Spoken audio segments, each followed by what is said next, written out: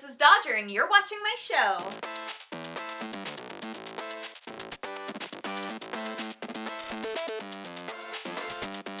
Three, two, one, ready, go. Well, everybody's at TwitchCon. A few of us are still in town doing our thing, so I think on Saturday we're probably gonna stream a lot, because guess what? All the streamers are gone, so who better to watch than me and Sam and Jesse and, you know, the lamers that stayed home. But in the meantime, let's talk about gaming news. Actually, let's just talk about TwitchCon. So TwitchCon is happening in San Francisco, which is where Twitch is based. I don't know how many people are showing up, but man, all of the big streamers that I know of are there, living it up, so that's awesome. I think a lot of different companies are going to be streaming right from the booth, so you should keep your eye out, because there's definitely still going to be people streaming from the event, and if you want to see sort of what's going on and the sort of stuff going on there, I just said the same thing twice, whatever, you can find those streams. Oh my gosh, I just realized by the time this video comes out, it'll be over, because it's only 2 days. It's the 25th and 26th, right? So it's today and tomorrow, and then it's done. Well, hopefully you caught some stuff. If you went, I hope you had a fantastic time, and maybe we'll get some good juicy goss out of it, I don't know. If you are a fan of Fallout 4 and you've been wanting all of the Fallout 4 deets, as many as possible, they've been putting out these adorable little Fallout cartoons. They're super, super short, explaining the special acronym. The look of them is so great. If you're somebody who sees the footage for Cuphead and you're like, yeah, I love this, you'll probably really like these too. It's got like a really old Looney Tunes kind of feel. You know, some of the gags you're like, I've seen this gag before. Still funny. So far they've done S, P, and E out of special, so that's strength, perception, and endurance. So we've got a few more that'll explain, you know, the different ways that you can make your character super ripped in here and out here. I still need to go back and play all of the other Fallout games, because I've never given them the time of day, really. And according to Co, the campaign is actually super, super short. So I think that I would be able to do it before the game comes out, but I'd have to like dedicate myself to it, you know? If you would like to see them, they are on the YouTube channel, youtube.com/BethesdaSoftworks, and I will link in the description. I almost pointed to my computer, which is not a place that you can go, but you can go down there and see a description and click on the link there. So don't worry, we sorted it all out. Speaking of loopy, it's not really, but Destiny the Taken King came out, and a lot of people are saying that it's actually pretty awesome. A lot of things that needed to be fixed have been fixed. The biggest issue, I think, is that anybody who didn't upgrade, all of the end game content that requires you to be max level, you suddenly don't have access to. And some people were like, that doesn't make any sense. Like, why am I being punished for, you know, buying a game and now I can't play this stuff? And everybody else is saying, well, it's because you're not max level anymore. Like, there's a new max level, and that's not our fault. That just means, you know, some stuff needs to be worked through. Also, apparently they've changed so much in the game that playing through a lot of the stuff in first generation Destiny, I guess, would be very, very different. So they're sort of encouraging people to move forward. In the meantime, it's kind of like, well, I don't have the money to buy it yet, so that's not going to happen. I know that GameStop was doing a deal where you could bring in the base game, and then they'd give you $20, and then you could buy literally all of it back for $40, so in the end you were only paying $20, something skewed and convoluted like that. But they actually have, like, story and like a lot of cutscenes. They replaced Peter Dinklage's voice, which we talked about before. And yeah, Nolan North does a good job with it. Look, I gave him some poop last time. He did a really good job with it. I was watching some people play and I was like, all right, fine. Still feel bad for Peter, but fine. So if you've been sort of on the fence, like, I don't know, Destiny's sort of let me down after a certain point, I lost a lot of interest. Apparently Taken King has really, the community feels reinvigorated, you know? They're enjoying it a lot more. They're back in it. So if that's what you were looking for from a Destiny expansion, apparently that's what you get. So check it out if you're able to.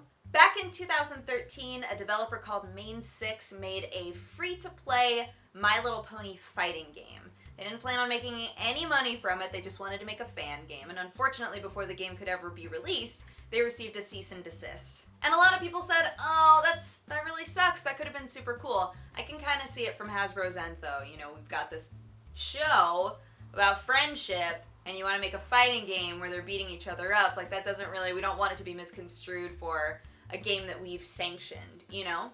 So, what wound up happening was they're actually working with the developers, the creators of My Little Pony Friendship is Magic to make a totally different game. Lauren Faust is working with them to make a game called Them's Fighting Herds, and basically the storyline is, you know, there's this evil, wicked character or entity, and so all of the different pony herds like send in their best fighters, and they're all battling each other to see who is strong enough to take on the evil entity, right? Like, it's that kind of a story.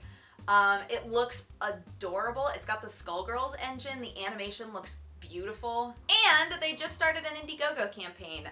They're 4 days, and I think they've got like 27 days left, and they're already at 166,000, which is fantastic. People are very interested in this game, especially since they've got, I mean, it's like a team effort now, and they're actually going to be able to sell this game and make money on it, which is a much better deal than being like, I'm gonna make a fan game, you know, to have them turn it around and say, look, we love that you want to make a game.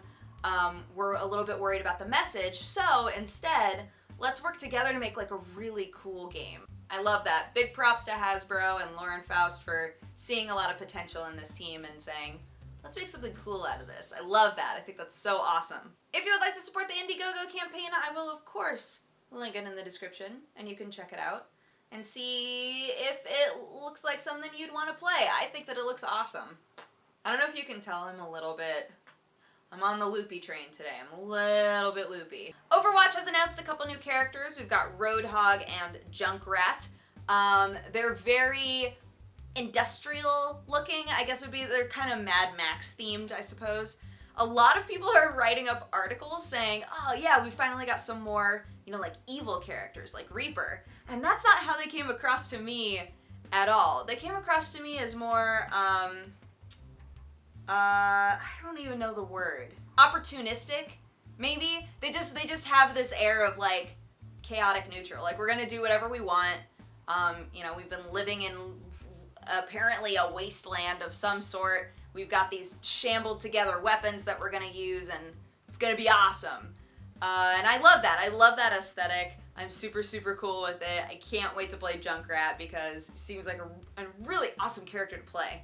I can't believe how many games along this style are being made right now.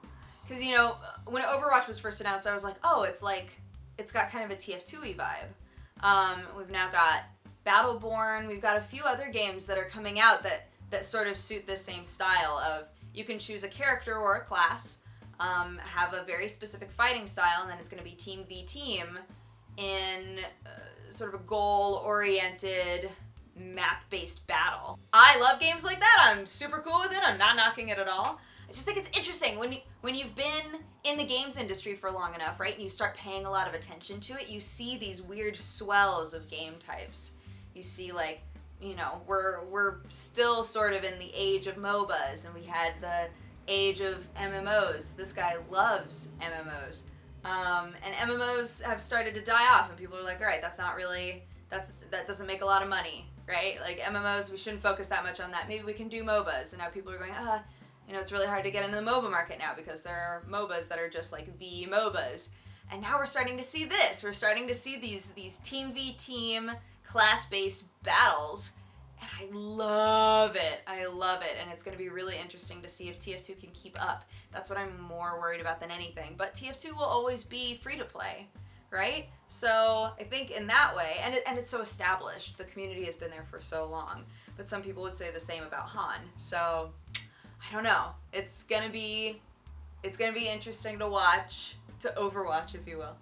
I'm very excited for Overwatch. I really enjoyed playing Battleborn. I hope that these games live up to the hype. I hope that they wind up being really, really fun, and I hope that TF2 can still remain as one of the top contenders in that style. Okay, so on to our big topic, right?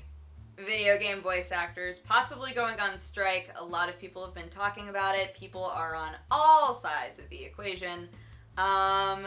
And I am taking a very neutral stance. So let's discuss a little bit. Basically, video game voice actors have laid out a list of things that they are demanding from new contracts. They're saying, you know, we deserve to have information about what we're going to be acting for, what is required of this thing. They want residuals from the game. If the game does well, they want to have shortened voice acting sessions if they're required to do a lot of screaming or really harsh voice work. You know, some things that really do make sense. Residuals is the one that's really pinging people the wrong way, though. Basically, a lot of developers and programmers are saying, whoa, okay, we work on these games for years. You come in and work for maybe a couple weeks, a month, maybe longer than that. But in the end, we put way more blood, sweat, and tears into these games, and we don't get residuals. So, like, if you guys get that before we do, that's messed up. Now, to me, one of the big issues here, right, is that we have two groups of people who are saying, I want something better for myself, but they're almost using it to attack one another rather than saying, we should all have a better deal out of this, right? Like rather than the game developers and programmers being told, you guys need to unionize. Like, you guys need a union. We've had a union forever, so we know how to do this. We can take a union vote. We can formally strike and have it not affect our careers forever, in a negative way necessarily. Meanwhile, you know, all of the game developers are like, this isn't fair. Like, you guys have a union, we don't. You know, we wind up sleeping under our desks in order to get games done. We don't see our families. It's not fair. And that's true. It's not fair. It's absolutely not fair. But I think rather than everybody fighting against each other, we should support both teams getting a better deal, right? Being treated better. And their circumstances are so completely different that they can't be compared. I think the amount of time and stress that gets put into actually developing the game and making it deserves some protection.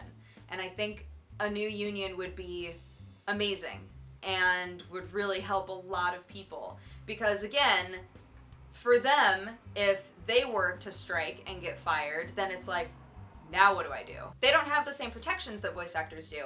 But at the same time, voice actors should be totally within their rights to say, hey, we want to make sure that, you know, we're not damaging our voice. We want to know if we're going to be in a game where we're supposed to do like a sexual scene. Like, these are all things that they're not required to know before taking a job.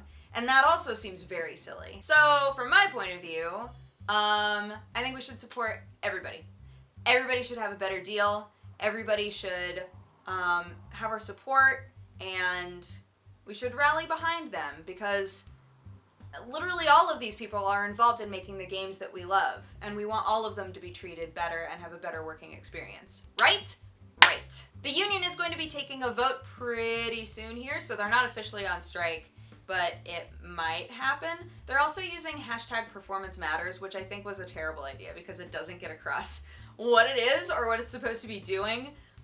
I'll never understand that. Still love you guys. I'll never understand it though. But that's my show. Thank you so much for watching. If you have a positive or a negative response, feel free to leave it in my comment section. And if you'd like to have coffee with me, you can click wherever I put the annotation and it'll take you to my other channel. But otherwise, I hope you have a fantastic day, and I'll talk to you again next week. Okay? Bye-bye! Mwah! Go! I'm on the loopy train today. I'm a little bit loopy.